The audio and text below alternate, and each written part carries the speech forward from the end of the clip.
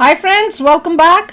क्या Iran Israel का war रोकने में बड़ी भूमिका निभाएंगे डोनाल्ड ट्रंप? बात तो वही है, क्वेश्चन तो है भैया, यही हम भी वेट कर रहे हैं देखने के लिए।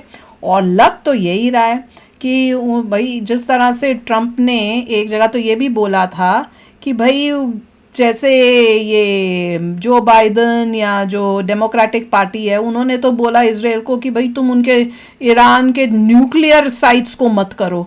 तो जब ट्रंप को बोला गया तो ट्रंप ने कहा भाई तो वो तो सबसे पहले अटैक करनी चाहिए जिसको कह रहे हैं कि नहीं करो, खत्म करना है ईरान को जो दुश्मन है, तो तुम सबसे पहले न्यूक्लियर साइट को ही करोगे ना।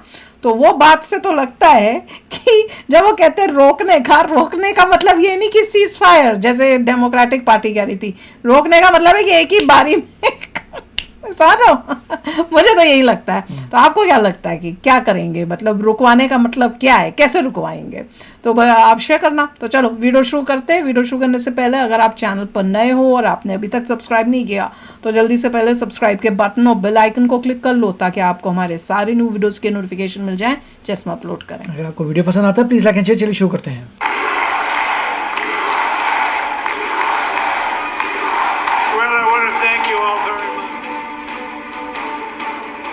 दुनिया इस वक्त दो जंग देख रही है। पहला रूस और यूक्रेन के बीच चल रहा है और दूसरा युद्ध इजराइल और गाजा में हो रहा है। गाजा में इजराइल और हमास के बीच चल रहे जंग में अब ईरान भी कूद चुका है और ईरान और इजराइल दोनों देश एक दूसरे से दो हाथ कर रहे हैं। गाजा के हमास और लेबनान के हिजबुल्लाह पर इजरायली हमले के बाद ईरान ने 1 अक्टूबर को इजराइल पर मिसाइलों से हमला बोल दिया था और फिर इसके जवाब में इजराइल ने अक्टूबर के आखिरी सप्ताह में ईरान पर हमला बोल दिया। ईरान फिर इजराइल से बदला लेने की तैयारी कर रहा है और आशंका जताई जा रही है कि वह किसी भी वक्त इजराइल पर हमला कर सकता है। ऐसे में दोनों अब कम लग रहे चांसेस करे की बड़ी आग धधक रही है। इस बीच अमेरिकी राष्ट्रपति चुनाव जीत चुके डोनाल्ड ट्रंप ने दुनिया में चल रही जंगों को लेकर बड़ी बात कही है। नतीजों में जीत के साफ होने के बाद ट्रंप ने अपने ही भाषण में कई बड़े संदेश दे दिए। दुनिया में चल रही जंगों को लेकर उन्होंने बड़ा इशारा किया है। डोनाल्ड ट्रंप ने कहा कि वे दुनिया में कोई जंग नहीं होने देंगे। Historic realignment, uniting citizens of all backgrounds around a common core of common sense. You know, we're the party of common sense. We want to have borders. We want to have security. We want to have things be good, safe. We want great education. We want a strong and powerful military, and ideally we don't have to use it. You know, we had no wars. 4 years we had no wars except we defeated ISIS. We defeated ISIS in record time, but we had no wars. They said, he will start a war. I'm not going to start a war. I'm going to stop wars. But this is also a massive victory for democracy and for freedom. चाहे रूस Ukraine युद्ध की बात करें या फिर Iran Israel युद्ध, Trump से पहले राष्ट्रपति जो बाइडेन या यूं कहें कि अमेरिका की नीति रूस और ईरान के खिलाफ रही। एक तरफ रूस यूक्रेन जंग में अमेरिका यूक्रेन का साथ दे रहा है तो ईरान इजराइल युद्ध में इजराइल का। रूस यूक्रेन युद्ध की बात करें तो यूक्रेन पर रूस को हमला किए 2.5 साल से ज्यादा वक्त बीत चुका है। इसके बावजूद इस युद्ध के समाप्त होने की कोई संभावना नजर नहीं आ रही। इस जंग के कारण शीत युद्ध के बाद एक बार फिर रूस और पश्चिम के बीच सबसे बड़ा टकराव भी शुरू हो चुका है। अमेरिका और अन्य पश्चिमी देश शुरू से इस युद्ध में यूक्रेन का साथ दे रहे हैं। इतना ही नहीं, अमेरिका और अन्य पश्चिमी देशों ने तो रूस पर कई आर्थिक प्रतिबंध भी लगा रखे हैं और यूक्रेन को हथियारों से लेकर कई तरह की मदद भी पहुंचाई है। वहीं ईरान के साथ युद्ध में भी अमेरिका इजराइल के साथ खड़ा नजर आ रहा है। उसने अपने कई महत्वपूर्ण हथियार इजराइल में तैनात कर दिए हैं। अमेरिका ने इजराइल में terminal high altitude area defence system थाड भी तैनात कर दिया है। इतना ही नहीं, अमेरिका ने ईरान को चेतावनी भी दी है कि वह इजराइल पर जवाबी कार्रवाई की गलती न करे। हालांकि रूस यूक्रेन युद्ध रुकवाने में डोनाल्ड ट्रंप की भूमिका को लेकर अटलांटिक काउंसिल के Scowcroft Center for Strategy and Security के उपाध्यक्ष मैथ्यू क्रोनिंग, जो रिपब्लिकन विदेश नीति पर कई किताब लिख चुके हैं, उन्होंने एक अहम बयान दिया था। उन्होंने अपने एक बयान में कहा कि डोनाल्ड ट्रंप यूक्रेन युद्ध रोकना चाहते हैं। वो कहते हैं कि ट्रंप बयान दे चुके हैं कि वो जेलेंस्की से कहेंगे कि वो समझौता करें वरना अमेरिका सहायता रोक देगा। वहीं वो पुतिन से भी कहेंगे कि वे समझौता कर ले, नहीं तो अमेरिका यूक्रेन को पहले से अधिक सहायता देना शुरू कर देगा। ट्रंप ने अपने ताज़ा भाषण के दौरान इजराइल और यूक्रेन जंग की तरफ इशारा करते हुए कहा कि मैं युद्ध रोकने जा रहा हूं, अब कोई जंग नहीं होने देंगे। ऐसे में देखना होगा कि ट्रंप इन दोनों युद्ध को रोकने में किस तरह की भूमिका निभाने जा रहे हैं। वही बात है, इंटरेस्टिंग होगा देखना अब कि कैसे रुकवाएंगे। एक तो है कि भाई आप जो है जैसे यूक्रेन और रशिया का हो, यूक्रेन को भी बोलो भाई आप बस कर, नहीं तो हम नहीं दे रहे जैसे बोला है, और वहाँ रशिया को भी बोले अगर तुमने नहीं किया तो तुम पे और सैंक्शंस लगा देंगे, या तो हम और इंटेंसिफाई कर देंगे यूक्रेन को हेल्प करना, और उससे तुम्हारी सिचुएशन और ख़राब हो जाएगी। या तो तुम दोनों समझौता कर लो, या फिर तुम सिचुएशन जो होगी तुम्हारे लिए ख़राब हो जाएगी। पर मुझे तो ऐसे लगता है कि ट्रंप के लिए जो है Russia is not a big threat as compare to China.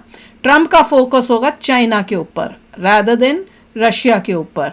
तो अब बात यह है कि किस तरीके से ये ख़त्म होएगी बात, वो देखना इंटरेस्टिंग होगा, और कैसे ईरान और इजराइल की ख़त्म कराते हैं वो भी इंटरेस्टिंग होगा कि क्या बोलेंगे, इजराइल के ऊपर प्रेशर किया जाएगा कि नहीं तुम रोक दो उस टाइप से, या बोला जाएगा कि तुमको जो करना है एक ही बारी कर दो, काम ख़त्म करो, ये लड़ाई को चलाते रहने की जगह एक ही बारी में जो करना है करके दी एंड कर दो वॉर का। अब वो मुझे देखना होगा। देखिए अभी तो बहुत डिफिकल्ट लग रहा है कि मिस्टर ट्रम्प का बोलना कि मैं वॉर ख़त्म करा दूँगा, कहीं की भी वॉर में प्रॉब्लम आएगी। वहाँ पे ईरान से करने के लिए आप क्या बोलेंगे, हिजबुल्लाह तो चेंज होने नहीं वाला, हमास चेंज होने नहीं वाला, वही तो आपको ऑपरेशन तेज़ी से करने पड़ेंगे। वो तो इजराइल ऑलरेडी तेज़ी से कर रहा है, वो कौन सा स्लो चल रहा है। नहीं पर पहले तो डेमो थोड़ा प्रेशर था ना कि इतना भी मत करो। वो अपने हिसाब से चल रहे थे, वो कभी यूएसए का प्रेशर लगा ही नहीं, तो अदर देन कि उन्होंने न्यूक्लियर साइट ऑयल फील्ड्स नहीं किया। वही तो अगर वो कर देते तो और उनकी वॉर बढ़ जाती ईरान से, तो काफ़ी डिफ़िकल्ट, ये सारी चीज़ें बहुत कॉम्प्लिकेटेड हैं। और यहाँ पे यूक्रेन को बोलना, यूक्रेन नहीं मानेगा, वो बोलेगा नहीं। अल्टीमेटली अगर वो बोलता कि अपनी लैंड हम लूज़ कर जाएंगे तो वो बोलेगा तो हार होगी हमारी। उसके बाद जो है अगर हार होगी तो रशिया रुकेगा नहीं, वो आगे भी अटैक कर सकता है फिर तो। और या फिर बोलेंगे कि दोनों से बात करेंगे, भाई उसकी लैंड वापस कर दो, तुम इसकी लैंड वापस कर दो और शांति रखो। मगर तो बात क्या बनी, वॉर इतनी कर ली, उसके बाद कोई रिजल्ट निकला ही नहीं। यही होगा कि नेटो को ज्वाइन मत करो, उसने तो एप्लीकेशन भी दे दी है नेटो के लिए यूक्रेन को। वरना ये बोल सकते हो अच्छा तुम अपना ले लो और हम नेटो में नहीं लेंगे यूक्रेन को, शांति रखो। मगर यूक्रेन ने ऑलरेडी अप्लाई कर दिया। तो ये बहुत ही कॉम्प्लिकेटेड चीज़ें हैं। अब मिस्टर ट्रम्प ने सिर्फ ये बोला था कि हम वॉर में नहीं पड़ेंगे, ये मुझे पता नहीं कि ही कैन सॉल्व और नॉट, वो वॉर में नहीं पड़ेंगे। अगर यूक्रेन पॉसिबल भी है कि बोल दें यूक्रेन को बिल्कुल हेल्प नहीं की जाएगी, तो यूक्रेन अगर हेल्प नहीं जाएगी तो सारा लोड आ जाएगा यूरोप पे, क्योंकि यूरोप को फिर डर लगेगा कि अगर यूक्रेन हार गया तो इमीडिएटली अगला नंबर पोलैंड का है, उसके आगे जर्मनी का है, तो उस हिसाब से उनको घबराहट होगी, उनको सारी हेल्प करनी पड़ेगी यूक्रेन की, राइट। और तब देखना पड़ेगा क्या होता है, बिजनेस टाइज ख़राब होते नहीं होते, बहुत कॉम्प्लिकेटेड है। जो बात आ रही थी टैरिफ की कि टैरिफ अगर आप किसी भी चीज़ से टैरिफ बनाते हो तो क्या होता है, वो चीज़ महंगी हो जाती है।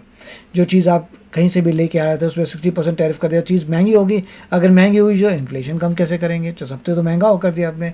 हर बंदा एक दूसरे लड़ाई झगड़ा करके टैक्सेस कर रहा है, तो उससे कैसे प्राइसेस कम। तो बहुत सारी चीज़ें अगर कोई सोचे तो एंटेंगलमेंट है। मगर होप ये है कि मिस्टर ट्रम्प के पास कोई सोल्यूशन है और वो सोल्यूशन होगा इवेंचुअली। लोगों को तो बॉटम लाइन चाहिए कि भाई यहाँ पे जो है महंगाई ख़त्म हो, बॉर्डर पे प्रॉब्लम ना हो, वॉर्स खत्म हो जाए, सब बढ़िया। लोगों को नेट रिजल्ट चाहिए। तो वोट किया कैसे आएगा वो प्रेसिडेंट को सोचना है, जिस प्रेसिडेंट ने लोगों को प्रॉमिस कर दिया है कि मैं हमें बोला, हमने वोट दिया, राइट, हमें चाहिए अब। तो देखते हैं। नहीं, आई एम थिंकिंग कि कल किसी तरह से कुछ ना कुछ अब यही देखो, सभी उत्सुकता से बैठे हैं कि न्यू ईयर शुरू हो और मिस्टर ट्रम्प वहां से अपना स्टार्ट करें और देखें। मगर अभी काफी लोग जो है निकाले जाएंगे और नई एडमिनिस्ट्रेशन आएगी तो बहुत चेंजेस आएंगे। और न्यूज़पेपर्स में बहुत ही हरकत होने वाली है यूएसए में न्यूज़ में फॉर 4 years। बहुत 4 साल तक तो धड़ाधड़ कुछ ना कुछ होता रहेगा। रोज कुछ ना कुछ नया होता हुआ सुनने को मिलेगा। कहीं स्टेटमेंट आएगी, कहीं कुछ होगा, कहीं निकलेगा। क्योंकि पिछली बारी भी 4 साल में यही हो रहा था, इनको डिपोर्ट कर रहे हैं, ये हो रहा है, वहां ये हो गया।